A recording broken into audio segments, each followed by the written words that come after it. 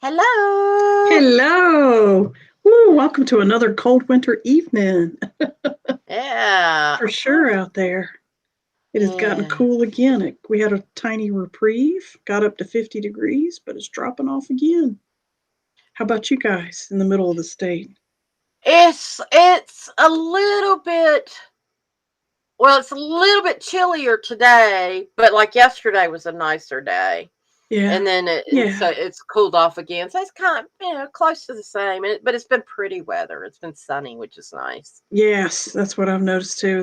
Except for, yeah, well, today has been cloudier here on the East Coast, but I'm yeah, curious though if we'll get more snow because the we're snow from supposed to. over a week ago is still on the ground. We're supposed to. Yeah. Why is There you it? go. Deborah has checked in with us. Greetings to two positively perfect ladies. Oh, Thank cute. Oh, you. she's on the animal Animal. track here. She's already on the animal track. Thank A- you. And I keep trying to make your name come up, and the thing isn't coming up. So I don't know why or what I did, but I did That's all right. something. I can And introduce us. oh, your name's coming up on my screen. That's weird. That Look, I mean, is that not weird? Look at this. is. I don't know why. You, you know what? And the directionality has changed too. That used to point away from you. Now it's pointing to you. So something is flipped side to side. I'm not sure. Oh, jeezy crazy. Who knows? I probably either hit something or they've changed something, and then I know they said you had the option of no longer mirroring if you wanted to, That's but changed then. but I didn't know. I thought I had to change it. I didn't know it would change it Apparently changed automatically. on its own. Yeah. Well, I'm Margot. Oh, That's Iris. This is Eyes of Indigo, our weekly podcast on Wednesday nights at 9:30 Eastern Time. Welcome to our regular visitors and participants and guests and friends and loved ones. And yay! yay! And we also put out a warm welcome. If you're new to the channel, hi. We're welcome. We're glad you're here. And what we ask is, like Deborah has done, we come to you through YouTube and through Facebook. Write something in the chat or in the comments section of whichever platform you are using and just say hello. Let us know you're out there. During the show, please feel free to make comments, ask questions, participate in the conversation as we go. This show is also can be heard in audio broadcast recorded after the fact on Spotify, iTunes, and all of their subsidiaries that come off of those as well. So, Iris and I, if you're new to who we are, you can learn about our credentials and what our backgrounds are from the very first episode. You can see it on YouTube. And it's episode 1 called, what is it called? The Prequel. Yes. And it's a short summary of our education background and experience that led us to what we're doing now. We're also working on getting together a Irish. What is it when we've got a list of every single topic that we've covered Um. so far? Uh. It's like Map. index. Index. Index. There you go. An index. There you go. Table of contents, index, map, chart. All that site map, good stuff like that. Yep. We're creating one of those to make it easier to find specific topics because on a weekly basis for a year and a half, we've covered a lot of topics and we've had a lot of interesting guests with us as well. So Yes. tonight's topic is a very popular one. It's about spirit animals. So, Iris, give us a rundown, please. Well, spirit animals. The name of the show is Spirit Animals: Personal Guides to 3D Living. Yep. Which Margot will be better at explaining a lot of this, but I also have some experience with spirit animals, and so I just kind of found the wonky, colorful, rainbowy looking animals to put on our little advertisement for the show today. But yeah, so we're going to be talking about that, and as usual, I've got some funnies to go with it. So Absolutely. Deborah has a funny story for us right off the bat, which I thought was awesome. Iris, once Once saw a puffin floating in the Alaska waters with a sick look on his face. Learned they overeat until they cannot move. Decided that was my spirit animal because I could so relate. Yes, yes. Very true. In fact, that brings me to this one. Pretty sure this is what my spirit animal looks like. Oh my God, that's like a dog version of Sid from Ice Age. Yeah. And his tongue's hanging out all the side and his long, skinny neck. Big eyes. This is what my spirit animal looks like for sure. Oh, he's that's sweet. too cute. That is adorable. So, cool. So, spirit animals, spirit guides, totem animals, also called power animals or power guides and power totems, and all kinds of mixtures of those 4 or 5 words: spirit, totem, power, animal. And power animals, power guides, spirit guides. Yeah. They're very, very popular in third dimensional living because they intuitively guide us and spiritually and or innately give us instructions for whatever current life lesson or near future life lesson that we're about to embark on. They give us direction. They give us indications of good, better, best choices on what we're going to do. They assist us in our free will. They do not override it, of course. Part of what started the idea for this show is Iris said, I have a good question. Do spirit animals function in 5D at the 5th dimensional level? And I hadn't thought about it before, so I tuned in and it said no. Because at the 5th dimension, we have access to all knowledge. We are walking, talking Akashic records already. There's no need. So that was an excellent question for clarity. Well, so what do spirit animals do for us in our 3rd dimensional awareness, in our 3rd dimensional existence, all the way up to now and into the future, when we do need to tap into 3D understandings? All right. So spirit guide animals are also seen as a type of angelic, and they are also widely practiced, used, talked about, discussed as teachers in a lot of indigenous cultures, especially Native American in North America. However, they also show up in African belief systems, in Asian belief systems, Celtic and Northern European belief systems. A ton of them in Central America and South America as well. All over the globe eventually is what you're talking about. Also the Eskimo cultures going north of here, Canada, Alaska, Siberia, across the strait, across the creek, I'd say, because the pond's on the other side. That's the Atlantic. So the Pacific would be the creek or the Bering Strait, geographically speaking. And so spirit guides show up in a few different ways. And Iris, you brought up a really good point right before we started the show about what they actually represent relative to the human that's invoking them. Yeah, because I've seen references some people make where like they identify with the animal, like Deborah's puffin, or the dog with the tongue hanging out the side of his mouth. That people can relate to them, and then as a separate being. Yeah, but that also some people are seen as embodying that spirit animal in some way. And I guess it's like, Chief Running Bear and, Kachinas. Yeah. And Kachinas do the bird, giant bird. Yeah. Mm-hmm. Yeah. And then, mm-hmm. And then also, one thing I've noticed a lot in my life, I can look at people and see animals in them. That person looks like a rabbit. I know a woman that looks exactly like a parrot. I mean, she might as well have the color, beak. Yeah, beak and all. I mean, I can see it.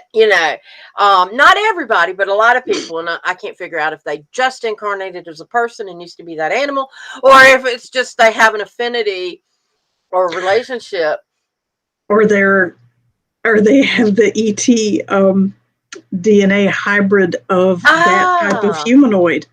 Oh, I mean, avians are bird-like humans. There's insectoids that are insect-like humans. There are fish-like humans. Lyrans from the Lyran system, they're feline. They're cat-like humans. So it makes perfect sense that there are humans that still have shades of another type of beastie. Yeah, and I've seen that a lot. So mermaids are shades of fish. You know? Yes. Yeah. For sure. But then also there's the spirit animal that is there to communicate, that comes from outside, and there might not be, it might be different animals, which I've had happen throughout time, of like different animals coming at different times, and there's meaning behind them, what seeing them. You know, you start seeing dragonflies constantly, then you know something's going on. There's a message in that. Yeah. Or if you see that really weird animal that you don't hardly ever see. Like I went outside one night, and I know there's owls around here, but I've never seen them. And I was out on the back porch letting the dog run around in the dark, and I heard this hoo hoo hoo hoo, and I was like, and I started looking, and I could see the outline of the owl sitting on top of the tree, and it was like, yeah. And I knew as soon as I saw it, I was like, gotcha. Ping. Yeah. Very cool. Very cool. So absolutely. So kind of going down one of the paths that you're pointing out is spirit guides with us, and animal spirit guides, particularly being with us or being sometimes even identified with us. And there are belief systems that say that you got 9 with you at any one point. However, there's a top 3, and out of that top 3, there's a top 1 that communicates with you most and the longest throughout your life. And that's one belief system. There's other belief systems that say there isn't 9, there's 3 all the time, and they alternate who's speaking depending on what the need is at the moment. I've seen all these belief systems play out with different people that I've read over the years. And like every other belief system of every other thing besides animals, what you believe is what applies to you. Okay, that is what will happen. You will manifest that in this life, and you will manifest that in the next existence. What you believe, what you understand is what exists on the other side, which, you know, if you take that a lot further, that's a whole nother discussion about what are atheists. Yeah. They're in for a boring existence until they understand it fully. So anyway, back to spirit animals for sure. So generally speaking, though, most belief systems that use spirit animals believe that you have at least one main animal that's either stays with you all your life, and that's the identity looking one, similar to what you were talking about earlier, or you have 2 or 3 main ones all your life that switch as you grow spiritually, intellectually. A childhood one might be different from an adulthood one, which might be different from your golden year senior citizens crone age one. And Deborah's asking a really good question about the reverse. Can people be spirit guides to animals? No. We're guides to them on the physical level, on the physical plane. They help us on a spiritual plane, on a spiritual level. So we do reciprocate, but on a physical level instead. We're more like caretakers. Right. And yeah. And we're also teaching them how to shift from 2D to 2-dimensional awareness, third dimensional awareness. So we're helping them that way. And that could be interpreted as a spiritual journey, because gaining awareness is definitely a spiritual journey. But we don't assist them the way they assist us. It's not reciprocal that way. It's more of a cycle thing, you know, chasing each other around the circle rather than a linear back and forth thing. So I hope I answered your question. So where the thread I was on is there's usually one main animal that people tend to identify most of their life, or two main animals or three main animals that they mostly identify with. And people that are aware of spiritual animals can almost always boil down their favorite main animal that almost always has been consistently their go-to animal in between other guides coming through, right? It's not to the exclusion of other guides. It includes this main guide and others as the situation is appropriate. I can speak to myself. My main guide, my main energy almost all my life has been snake.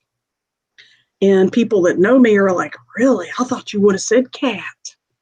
Well, think about it this way. The teachings, also called the teachings of snake, the medicine of snake, same words, same meaning, sorry, different words. And the teachings and the meanings of cat and bird and fish and insect and bear and wolf and bird and everybody else are a reflection of the main characteristics that that animal physically and spiritually embodies on a day-to-day basis in its life cycle. Okay? If you think about what a cat is like and what a snake is like, they're very, very similar, except for the fur and the legs. Okay? The demeanor, the energy, what they pursue, what they don't pursue, what they Their eat, stealthiness. the stealthiness, what they eat the same things. Rodents, bugs, more rodents, each other. They're both carnivores, and so on and so on. They're both ancient wisdom. Look at the cat tail. Mm-hmm. Look at the sleekness of a snake. Snakes are very dry and shiny. Both of them are highly represented in Egyptian stuff. Very highly represented. They're very similar intellect as well. So it's not surprising that both of those animals work for as most of my life teachers, but snake has been more consistent than cat has. Especially if you work with me on a healing or in a shamanic ceremony, or if I touch you, the kundalini that I throw out is it's snake. It's a spiral. It's a huge spiral. There's it's not cat like all. But there are things I can do that are cat like too. But so back to talking in general terms, I was just using myself as an example for that one focal point. Iris, what would be your primary animal that you would assess across your lifetime? And our audience too, please be thinking about what is a primary animal that shows up most of your life, and tell us in the comments, please. I would say, it's the most elusive, but the strongest when I get a sign from them is the owl. Interesting. All right. So that goes across. Yeah, that goes across. Owl's fascinating because it teaches so much. It's a very, very complex teacher. All those predator birds, the owls, the hawks, the eagles, they're all up there with very high spiritual awareness. And for owls, it's all about sight and look far. Owls can see for miles in pitch dark. They can see a mouse on the ground from a mile or two away. They can also hear them. So part of their teachings is developing your five senses, but mostly sight and sound. And I don't know why, but this popped up. Ours, there's something about owls. They throw up, they upchuck, they vomit bones and regurgitate. Yeah. Oh, and get rid of the trash. Mm-hmm. Yeah. Expel the detoxing. Detoxing, get rid of the trash, get rid of things that don't serve you, blah, blah, blah. Owls help us maintain that energy as well, and maintain those practices as well as a reminder, so to speak. Also, what kind of owl? There's a big difference between, like an eagle owl and a screech owl. Barn owl. It's not the screech. Usually it's the very majestic, like the one I saw outside was a very large, like a great horn. Yeah, and then I had one appear in a dream one time.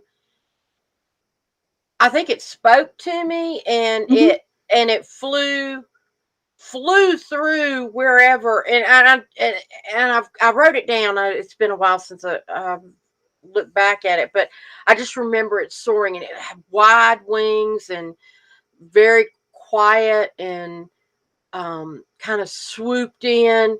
And but it gave me a very important message at the time, and like I said, I can't remember what it was, but it told me, it was like, and I was like, It was very, very specific, wasn't it? yes, and I Yeah, was like, yeah. whoa. Very cool. Very cool. So, from our guests, if you'd like, yeah, Lisa gave us cats and owls, and that's awesome. Thank you. I'll talk more about those particular guides, and that's where I'm going with this invitation. We're talking about spirit guide, animal guides.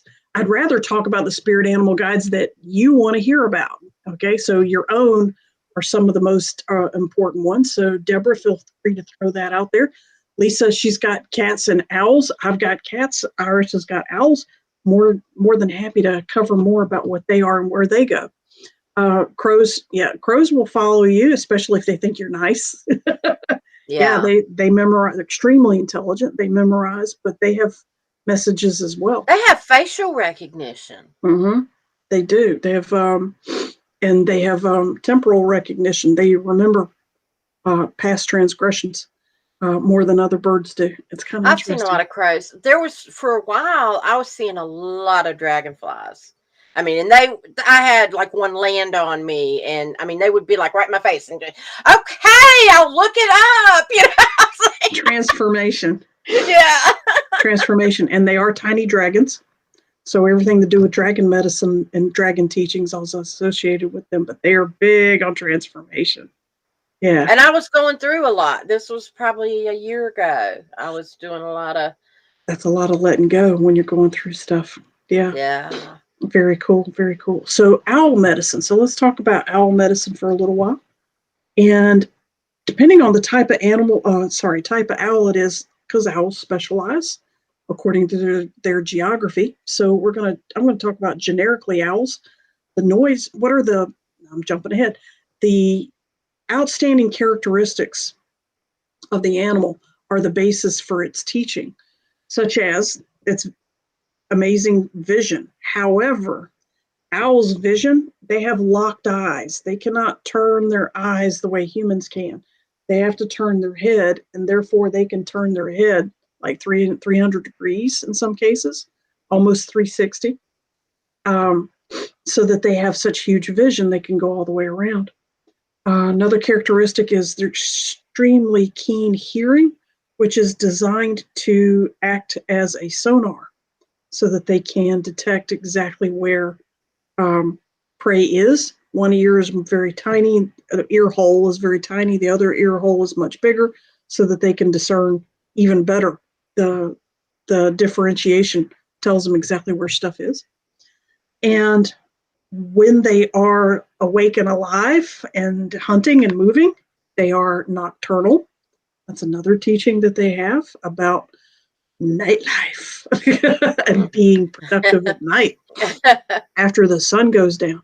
What they predate on has a teaching for us too. Owls tend to predate on other birds and rodents. I'll get you, you dirty rat. Mm-hmm. They'll grab a dirty rat, but they will also grab another bird, a smaller bird, if they feel like they can do it. And I've seen an owl go after a hawk. Wow. Yeah, there was a much bigger owl. It was a barn owl. It was huge. And the hawk was like a juvenile hawk, but it got it and it killed it. So My sister, we'll I've do got that. to share this story real quick. Yeah, yeah. Deborah's my sister. She was on a walk in her neighborhood, and two eagles like were on the ground fighting each other. Wow. And she was like, she's had her dog, and she was like, oh, looking at that. Yeah. And somebody else approached and said, yeah, the male eagles will fight for territory, and they'll start in the sky and then Right. land on the ground. Yeah, they'll grab And each other's feet until yeah, they and land, usually until they hit the one ground. dies. But I don't remember. Deborah can probably give us a little more detail on that, but I can't remember if he broke it up. somehow without, like, but anyway, she said it was majestic and scary at the same time Yeah, to it watch would be. this, and they're huge, They are. They are, So, especially in that part of the country. yeah. Yeah, they're much bigger over there. So yeah, that would be a power struggle. And so the energy of that would be even more amazing.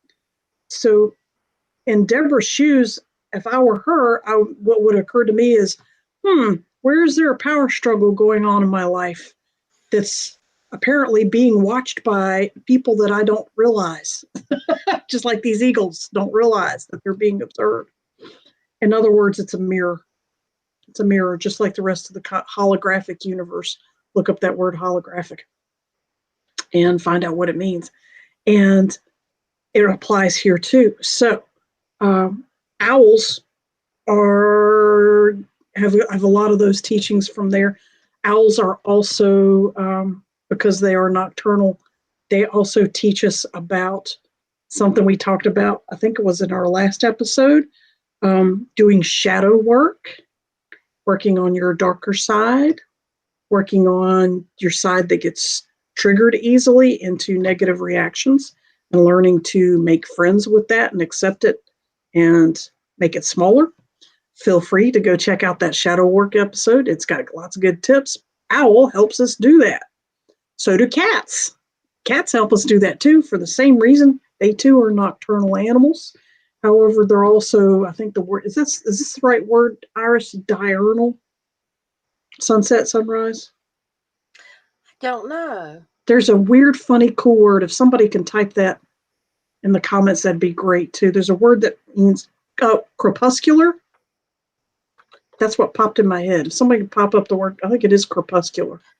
That no, that's a corpuscle. Wait a minute. What's corpuscle? Crepuscular is light particles sent in all directions from luminous bodies. Don't know about that. Yeah. So, and what was the other one you said? Crepuscular instead of corpuscular. CRE. Of or resembling or related to twilight. There you go.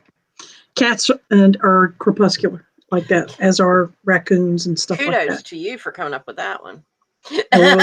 My degree actually kicked in for me at one point in my life. Yay!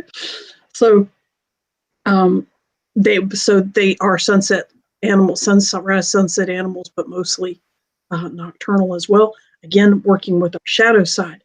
Interestingly, I just did a talk on the path on a week. They do weekly broadcast, different speakers once a week on Sunday mornings. And I did one about what kind of cosmic medicine cats and dogs bring to us in a protective sense in our homes. And so now we're talking about cats. So cats have a protective energy to them, similar to a smaller scale from bear. You've heard of mama bear and bear being protective. Well, bear energy, bear medicine is like the quintessential protection energy that comes out when you need your big armies on board, your archangels. This is akin to the archangels type level of protection. That would be bear energy, but a cat is a lower level to that, including the fact that cats have razors, little automatic switchblades. You ever squeezed a cat toe and it goes? Yeah. I love doing that. This little switchblade paw. So Lisa says she saw a group of crows chase an owl away. Yes, absolutely. Crows are a murder of crows is something to contend with. They work together. Yeah, they work together and they will jump in. So Iris, what does Deborah say? She's finishing about the eagles. A neighbor picked them up by their interlocking feet to get them on the pavement and called Wildlife Association. He said he had been trying to photo a pair in air and they fell from the sky in front of his house. So he was already in the middle of observing them. Yes. Yeah, interesting. So apparently they gripped feet and they weren't going to let go. And that's part of their territorial thing is little great feet and try to yank each other out of the sky. They start spiraling. It's real interesting. Go check. There's lots of footage of it on YouTube. Go check it out when you're finished with the show. Yeah. So owls are related. Obviously, we're talking about eagle medicine a lot. And that's really cool. Eagles are also creatures of, so let's go down that road a little. Eagles are also creatures of look far. And part of their medicine in eagle is actually looking past the horizon and into the future. Don't be stymied by what's being presented to you. Look beyond that and use your higher wisdom. To look further, you have to go up. And that's what eagles do. They're extremely high altitude flyers. So you too have to, the message from eagle is a part of one of its messages is you have to go up, you have to go higher and be able to look further. Part of the association with eagle is the reason you're going up. And as you go up, you're also raising your vibration and you're getting closer to divinity and more godlike awareness and godlike knowledge. In other words, in a lot of belief systems, eagle feathers are considered the highest echelon of a tool, of a spiritual tool, vibrational tool that can be obtained. And because eagles are supposed to basically be bringing us spirit messages directly from the ancestors / great spirit / God / Allah / the universe, whatever you want to use as a description of that. And the feathers are the thing that get them up there. So it's considered a tool that will get you up there if you have one. And only Native Americans are allowed to hold them. Yeah, allowed to have them. It's illegal to own a eagle feather without the proper paperwork and so on. In other words, if you found a dead eagle carcass, you can't touch it. You have to call it in.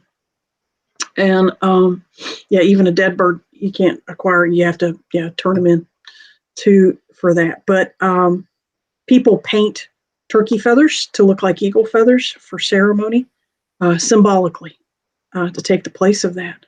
So we touched on owls for a while. We touched on eagles for a while. We touched on cats for a while. We touched a little bit on snake. Snake is about moving energy quickly through the human body.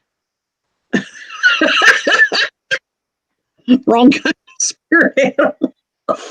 It's a dog wearing a ghost sheet. Trying to be wearing a ghost sheet. It's a spirit and a dog. It's not quite the right thing, but that's pretty close.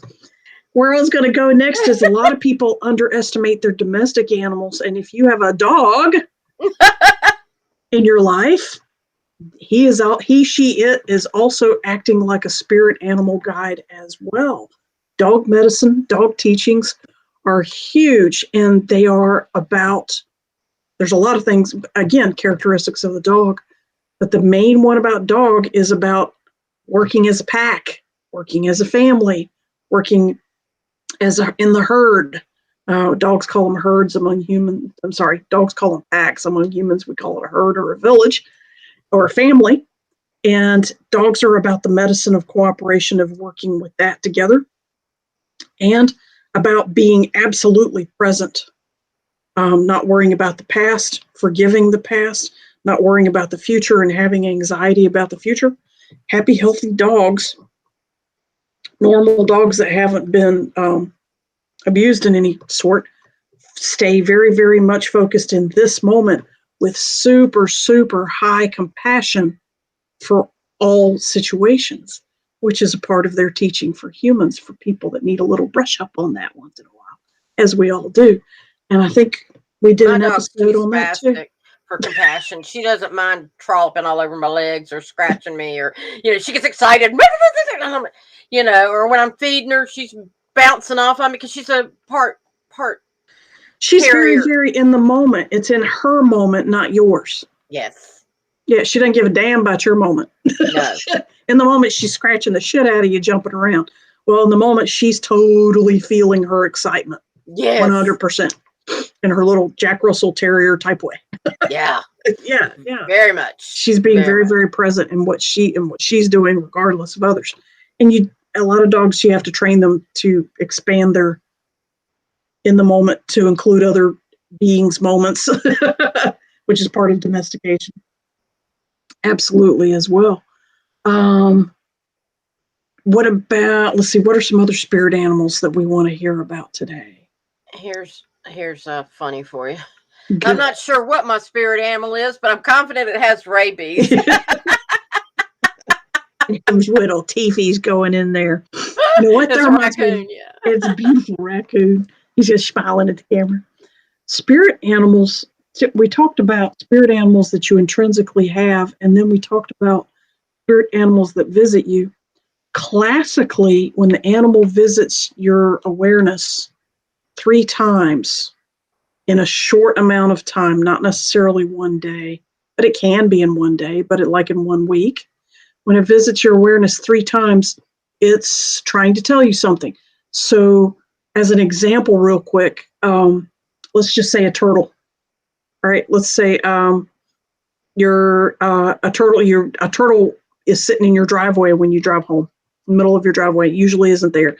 You go inside, and later that night, your husband or wife is watching a sea turtle documentary on National Geo. And for some reason, they're really fascinated by it.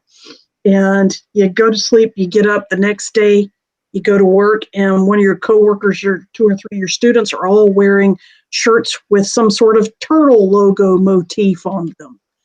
Turtle is trying to tell you something. Pay attention.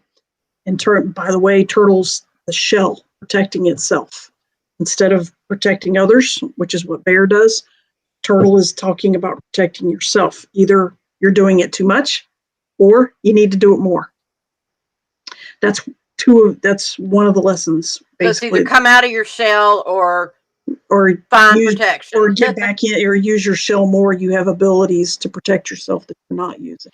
I pulled this up just because I thought it looked interesting, and I thought these were cute. These are good ones because they're non-typical. Perfect. Hamster hoarding. Hamsters are they store food. They and it's like, what do you keep, what do you don't keep? And then ant is the fake news ambassador. What does it say about that? It says they're tiny. They're talking to each other, but it's like ants create pheromones to communicate with the others. Yeah. And so the message, it's just going to go out really quickly.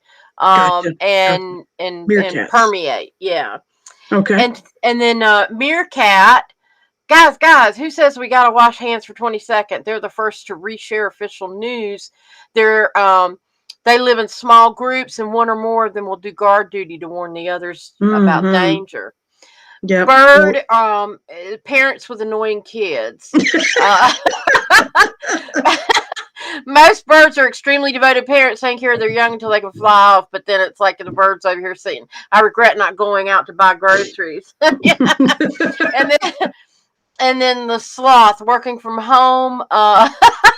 Sloths move really slowly to conserve energy. They sleep up to 15 hours a day. Yep. The honey badger, I don't give a damn. Honey badger, because they have honey badger evolved. Don't care. Yeah. And then the octopus multitasker. Is the sad IT guy. That's what the sad IT guy. Yeah. Yes, the multitasker that's highly intellectual and soaring. They have many brains in their like miniature brains in their tentacles that control the tentacles independently. So I thought that was funny to share. That's a wonderful meme. Thank you. It has all kinds of cool stuff. I saw that it had both funny commentary and facts mixed in with it. Yeah. And that's really cool. That's very, very useful. If anybody wants a copy of that, email Iris at iris@iriscarter.com. Yes. And she will send you a copy of that. Yeah. You can also, yes. And I'll go ahead and show you. I've got a couple more I'll show you just for fun. Spirit animals don't make... pig in Australia steals 18 beers from camper, gets drunk, and fights cow.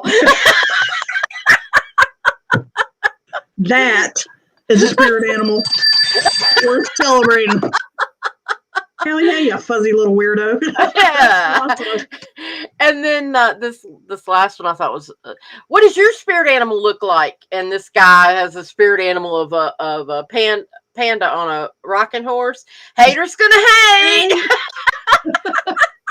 having time of its life. Absolutely. So anyway, those are just some of the funnies that I retrieved for tonight's show. So Those are awesome. Thank you. Absolutely. so So yep, spirit animals show up in lots of different ways, and also how it shows up to you is also part of the message. You can get really detailed. In other words, let's use that turtle example. The first one was the turtle showed up in your driveway. Was it walking east to west, south to north? Was it walking fast? Was it walking slow? Directional things, the time of day that it was, is for some belief systems extremely important, as in down to the minute. Did you see it at 3:14 or did you see it at 5:37? All right. wow. The time. The Carnegie turtle. Yeah. Dale Carnegie, that was one of his things about setting meetings. You set them at odd times so that people will remember them. You know? That's right. That Carnegie turtle. This meeting as weird as possible. Absolutely. A turtle never walks fast. I don't know. Oh, yes, they do. Yeah, yes, they do. They can. They usually don't. Giant ones don't, but little ones, yeah. They can scurry right along. I was driving to work one time. Shoot right across the table ball by itself. Yeah. I was driving to work one time, and I was right in front of a rural fire station, and I saw a turtle going across the street. And he was in the middle of the road, so I pulled over and hopped out of the car and, scurried him on across in the direction he was going. And a fireman walked by, and he said, you helping that turtle across the street? And I said, yeah. He said, I saw it earlier, and I moved it back behind the firehouse. I said, that's where he wanted to go. And he said it hadn't been but a few minutes. So in that time, this turtle had probably walked about a half an acre from the time the guy gone, Because he was on a mission. Yeah. Yeah. Always put them on the side of the street that they're walking towards, or else they will try to cross again. Yeah. Yeah. That's interesting. Absolutely. We're into turtles. I bet when that guy picked him up and moved him to the back of the lot, that turtle started going, that wasn't where. Damn it, I was almost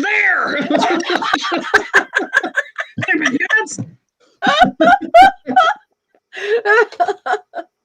But spirit animals are a big part of our culture as well on standard religious terms, such as in Christianity, white doves are highly symbolic of the Holy Spirit. They're also considered angels. The white doves are of that one. We found one that was gouged out in our driveway one time. The whole chest cavity had been, and it had an identifying little marker, and this was the beginning of the internet, and I managed to find the list where the markers you could find and track it. And I called the woman and I said, I think we have one of your doves dead in our driveway. And she goes, what? And she described, she said, with feathers everywhere and the chest was gutted. I said, yeah. And she said, damn hawks. She said the hawks, they were released for a wedding.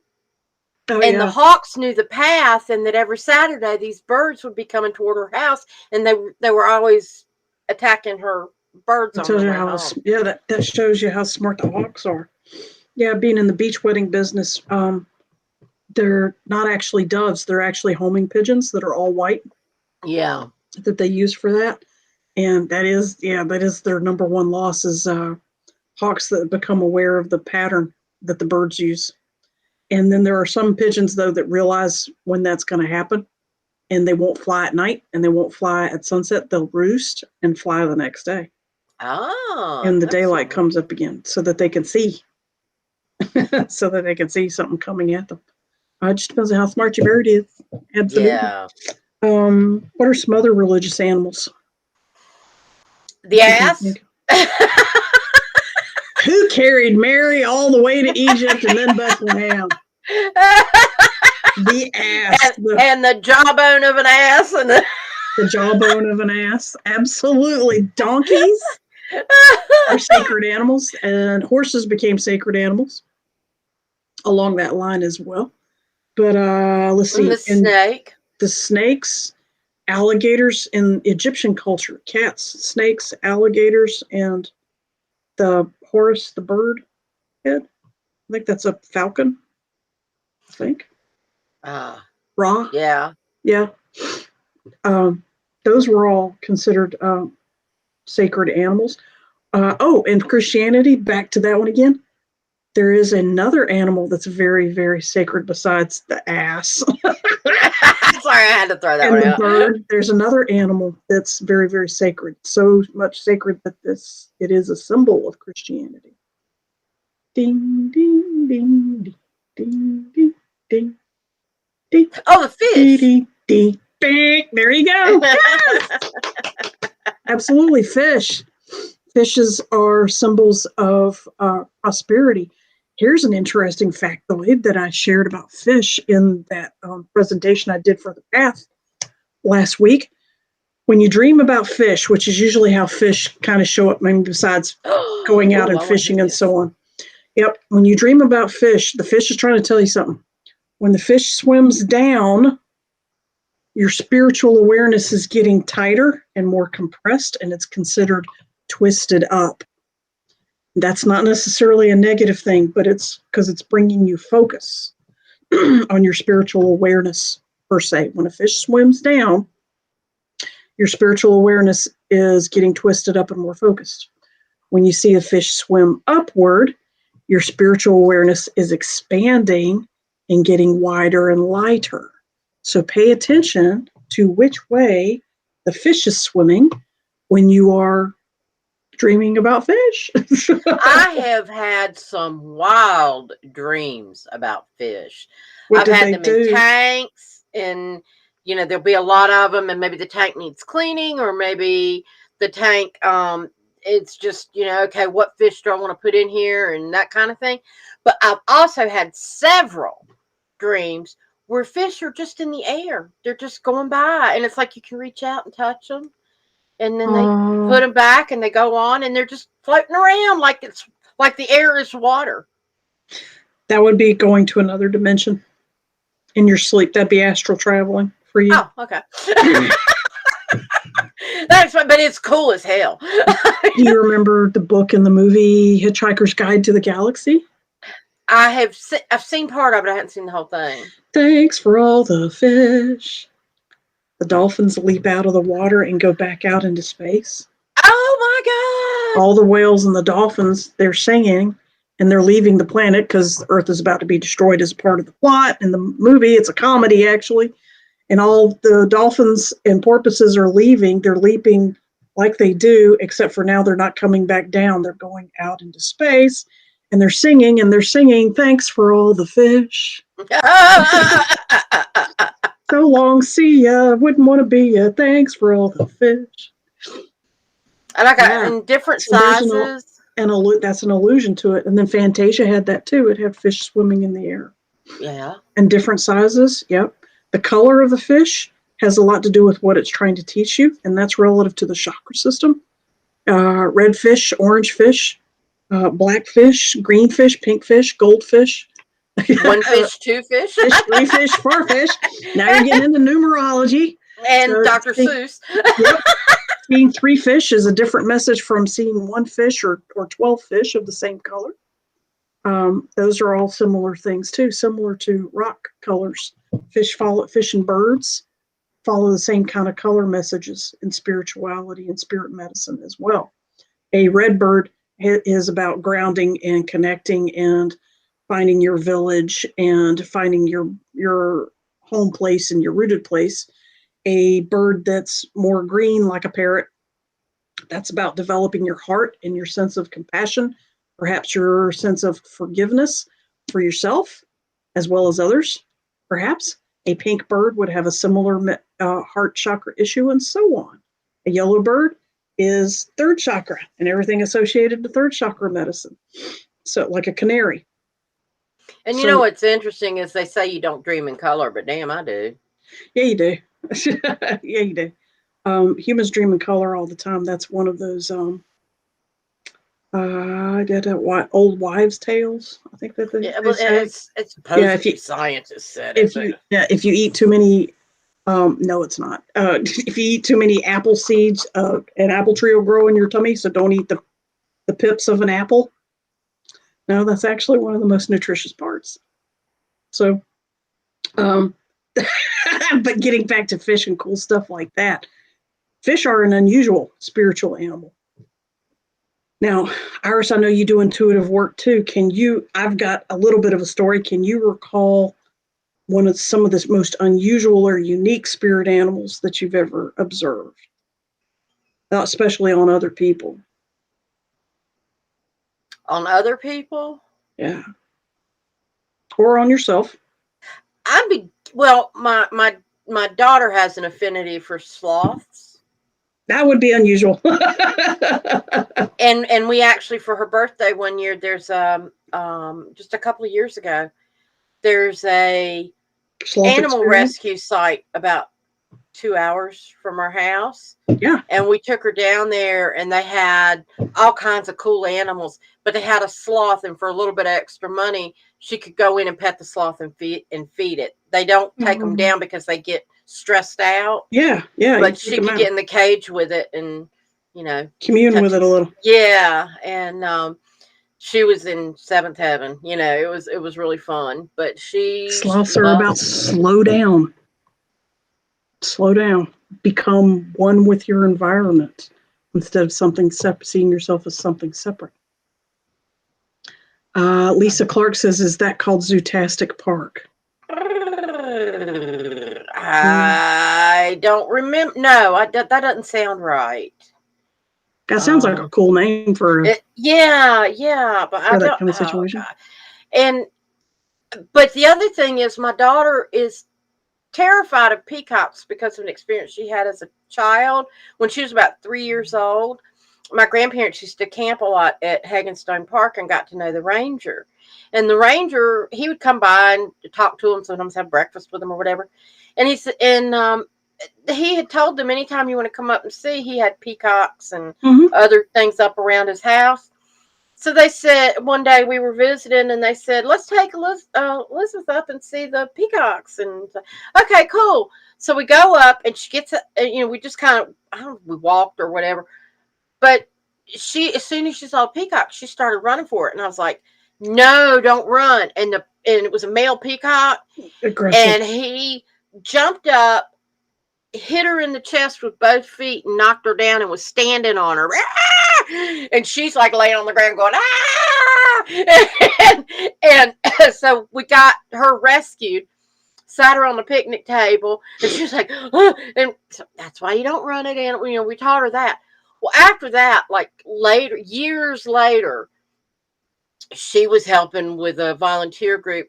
She was volunteering with a summer day camp that I was running, and she was a counselor, and each camp counselor had a small group, and we went to the Natural Science Center, and I said, y'all spread out. They're everywhere. Well, I opened the door. I was kind of visiting the different groups and making sure everybody was doing okay. And I opened the door to go outside in their little petting zoo area. Yeah. And there was a peacock right there.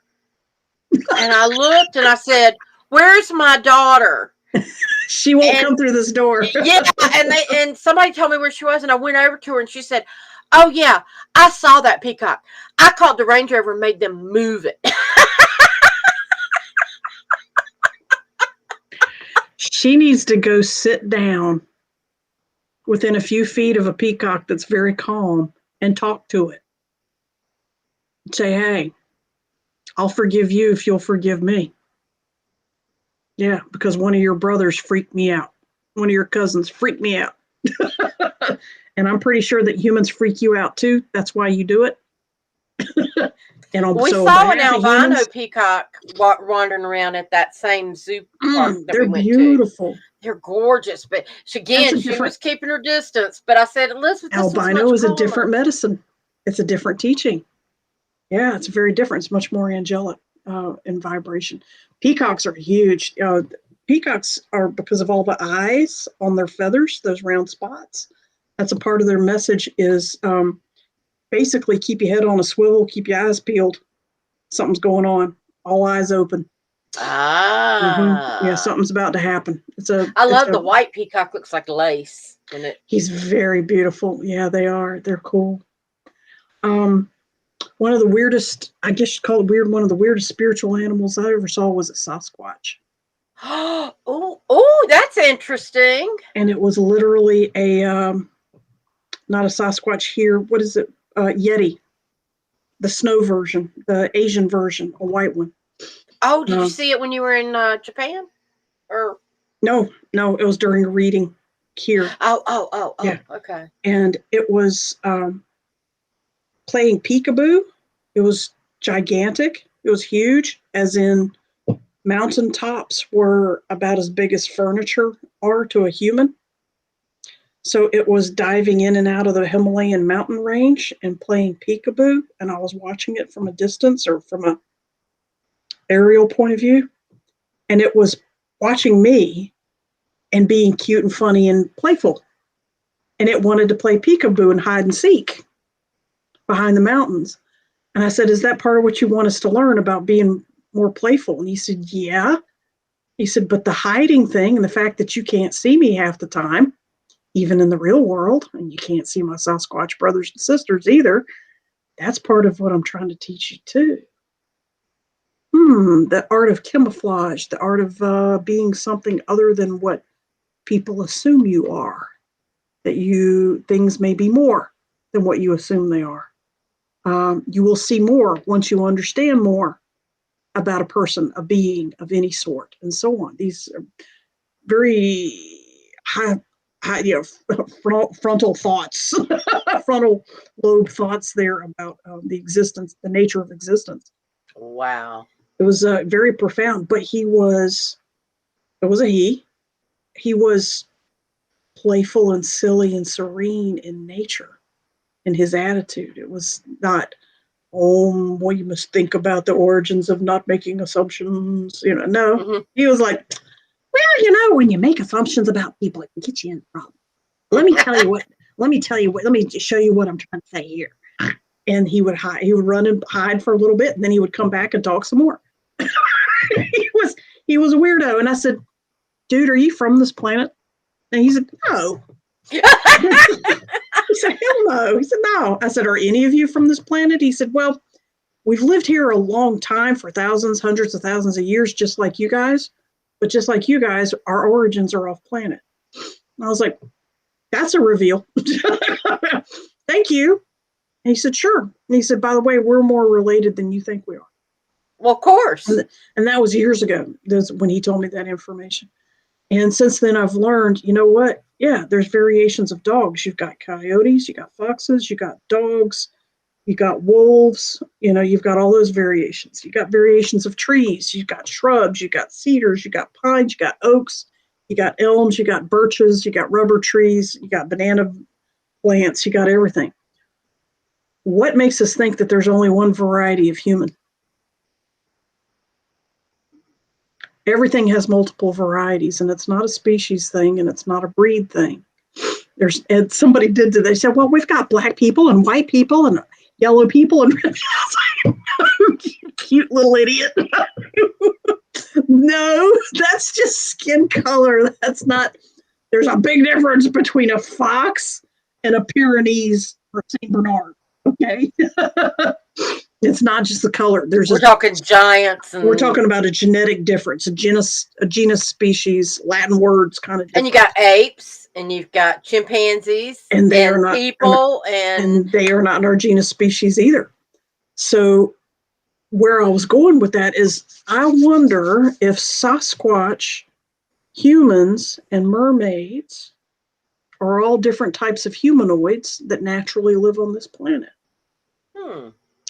Now, back in the day, before Homo sapiens took over, there were Neanderthals and Cro-Magnons and so on and so on. And there were multiple types of what we call cavemen, all right, cave people, pre-Bronze Age people, pre-Iron Age people, Stone Age people. There were several types of genus and species of humanoids that eventually they interbred or died off, and the Homo sapiens became the predominant species. However, we got Neanderthal signatures in our DNA all over the place, especially in Europe, especially in the Parisian French and the French Alps areas. If you want to see what somebody, if you want to note about, well, how can you tell if somebody's got Neanderthal in them? Look at the guy who played Jean-Luc Picard. What's his name? Patrick Stewart, the actor that played the captain of Star Trek, the bald guy. That's what a Neanderthal Homo sapien looks like. Okay, is that kind of look is what a Neanderthal crossover and strong DNA can look like. So, sort of the beak-like, the long lower face. So there's anyway, been a lot of people that I've noticed bone structure in their face, and I can categorize them, but I have looked and I can't find. I wish there was somewhere where it would say, if your bone structure is this way, this is your history. If your bone structure is this way, this is your history. Because like I've seen guys with like the really square jaws and kind of, it's just a very defined looking, and their eyes are usually, it's very similar, and I'm like, that's got to be from a particular country or a particular. I'm a photographer, and before that, I was an avid drawer and photographer of humans and the human condition, human faces. I've studied human anatomy for decades now. And over time, you can see patterns across cultures that there tends to be a general type that has specific features to it. For example, it's very easy to tell when somebody is Korean. Because they have super long torsos and relatively short, their torso leg ratio, the long torso and shorter leg. This does not mean that all Korean people look this way. I'm just saying it's a predominant trait. And then they have the squarer skulls. And of course, the black or dark straight hair that comes with being of an Asian heritage in general. However, you can see, put a Korean person next to a Chinese person, they look very, very different. A Chinese person has a more proportional torso-leg ratio, but not necessarily. Again, I just want to be clear. And so a Laotian person is very tiny. They're very short. They tend to have a smaller Laotian person, or a Malaysian person tends to be very tiny, and their skin tone tends to be more of the tropical dark tan red color versus a Korean or a Chinese or a Siberian person who is very, very pale compared to them by nature. So across time you can see those different kinds of features. A broader, what I've noticed is nose, how wide or how narrow, and how prominently out their nose is from the rest of their face is a good indicator of what mix of heritages a person might have. Cool. Yeah. But so how do we get here? I know. Well, we went from animals to what humans look like. Yeah. Go figure. But that's the way we roll, Yeah, we do. Absolutely. Well, and I think we're getting close. We're at the end of our time. So to keep from holding everybody up, please feel free to check out Animal Spirit Medicine. You can see dictionaries on my website, indigoanswers.com.